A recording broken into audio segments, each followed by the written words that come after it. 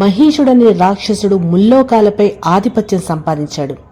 వాణ్ణి సంహరించడానికి జగదాంబ మహిషాసురమర్దినిగా అవతరించింది. విశ్వమోహినిగా 18 చేతులతో ఆవిర్భవించింది. అనేక దివ్యాభరణాలు, ఆయుధాలతో మహా తేజస్సుతో రూపొందిన దుర్గాదేవి 18 చేతులు క్షణంలో 1000 చేతులయ్యాయి. ఆమె సింహాన్ని వాహనంగా చేసుకుంది. 8 రోజుల పాటు ఎందరెందరో భయంకర రాక్షసుల్ని దేవి సంహరించింది. తామ్రుడు, భక్షకుడు, బిడాల, అసిలోను లాంటి మహాబలవంతులైనటువంటి రాక్షసుల్ని సంహరించడంలోనే 8 రోజులు గడిచిపోయాయి. దుర్ధరుడు, త్రినేత్రుడు, అంధకాసురుడు అనే రాక్షసుల్ని కూడా సంహరించిన తర్వాత 9వ రోజు మహిషాసురుడు నేరుగా రణరంగంలోకొచ్చాడు.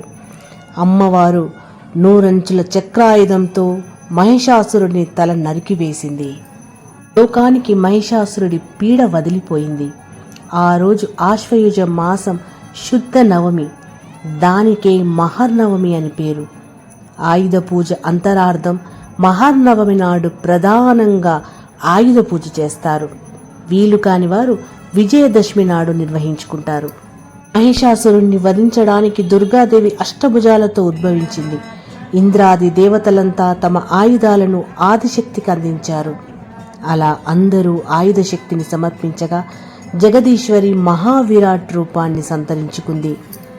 పూర్వకాలంలో చక్రవర్తులు, రాజులు తమ ఆయుధాన్ని, వాహనాల్ని, రథాల్ని, శకటాల్ని మహానవమి నాడు ప్రత్యేకంగా అలంకరించేవారు. విజయదశమి నాడు ఘనంగా పూజించేవారు. ఆ సాంప్రదాయం నేటికీ కొనసాగుతుంది. కాలస్వరూపిణి శ్రీమాత అనుగ్రహంతో మనోబుద్ధులు సునిశ్చితంగా ఉండాలని, నిరంతర సానుకూల దృక్పథంతో ముందడుగు వేయాలని, అందుకు మన అంతర్గత ఆయుధాలన్నీ సర్వదా ఉపకరించాలని కోరుకుందాము. మరి ఈ వీడియో ద్వారా మీకు తెలిసిందనుకుంటున్నాను ఆయుధ పూజ ఏ రోజు చేయాలో. మొత్తం 9 రూపాలు ఒక్కొక్క వీడియోగా తీయడం జరిగిందండి. నా ప్రీవియస్ వీడియోని చూస్తే మీకే అర్థమవుతుంది. మరి ఈ వీడియో ఎలా ఉంది? అమ్మవారిని దర్శనం చేసుకున్నందుకు మీకు కూడా మనసు ప్రశాంతంగా ఉందని నేను అనుకుంటున్నాను. జై దుర్గా భవానీ మా అంటూ కామెంట్ చేసి ఒక చిన్న లైక్ చేయండి. ఈ వీడియోని మీకు నచ్చిన వారికి మాత్రమే షేర్ చేయండి.